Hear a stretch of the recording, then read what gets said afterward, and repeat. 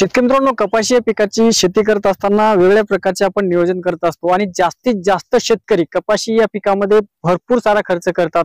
शेतकरी मित्रांनो, कपाशी या पिकाचे नियोजन करताना मी आपल्याला पहिले पण सांगितलेलं आहे, कुठल्या प्रकारचं टॉनिक, कुठल्या प्रकारचं स्टिम्युलंट किंवा कुठल्या प्रकारचं वर्कआउट किंवा ब्रँडेड औषधी घेण्याची आवश्यकता नाही।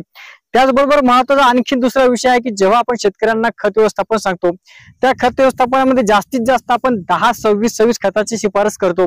पण अनेक शेतकऱ्यांना सध्या मार्केटमध्ये 10-26 मिळत नाही, त्या बदल्यात आपल्याला 20-20-13 सांगितले जाते, 18-18 सांगितले जाते, 15-15 खत दिले जाते। पण शेतकरी मित्रांनो, हे जे काही खत आहेत किंवा आपल्याला जे काही 20-20-13 हे खत सांगितले जाते, या खतामध्ये नत्र अधिक आहे आणि पोटॅशचे प्रमाण हे कमी आहे। शेतकरी मित्रांनो, कपाशी या पिकाचे नियोजन करताना आपल्याला नत्राचे प्रमाण कमी आणि पोटॅशचे प्रमाण अधिक पाहिजेत।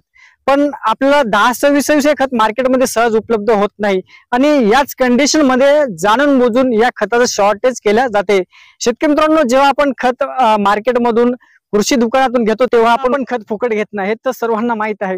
खत आपण विकतच घेतो, आपण घामाचे पैसे, कष्टाचे पैसे, मेहनतीचे पैसे दुकानदाराला देतो।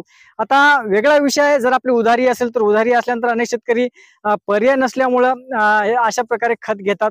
पण उधारी जरी असली तर काही काही दुकानदार व्याजासकट आपल्यापासून पैसे घेतात। तर शेतकरी मित्रांनो, पैसे तर आपल्याला त्याला केव्हाही द्यायचे आहे, मग व्याजासकट असो किंवा आज जरी आपण नगदी घेत असाल तर नगदी घेत असताना सुद्धा जे आपण मागतो तेच दुकानदारांना द्यायला पाहिजेत आणि तेच आपण सुद्धा खरेदी करायला पाहिजेत। असे नाही का आपले दुकानदाराचे संबंध आहेत मग दुकानदारांना जे दिलं तेच आपण घ्यायला पाहिजेत।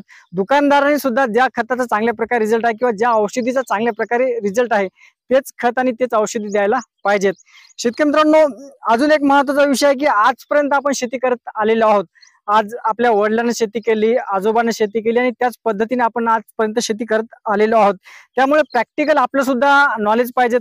आता मी तुम्हाला एकरी 51 क्विंटल जरी उत्पादन सांगलं, हे माझ्या पुरतं झालं किंवा आमच्या पुरतं झालं, पण याच पद्धतीने जर आपण एकरी 15-20 क्विंटल जर उत्पादन घेतलं आणि हा प्रयोग जर आपण आपल्या शेतामध्ये केला, 1 तास, 2 तास, 1 एकर, अर्धा एकर, 2 एकर एवढ्या क्षेत्रामध्ये जर केला तर आपल्याला ही जी पद्धत आहे, अमृत पॅटर्न पद्धत आहे, खरंच हे खरं आहे का किंवा तथ्य आहे का याची सुद्धा माहिती होईल। आणि जे काय आम्ही खर्च कमी सांगतो हे सुद्धा आपल्याला आपल्या शेतामध्ये कळेल का खरंच या पद्धतीमध्ये खर्च कमी आहे का जास्त आहे। शेतकरी मित्रांनो, 1 वर्ष आपण करायला पाहिजेत।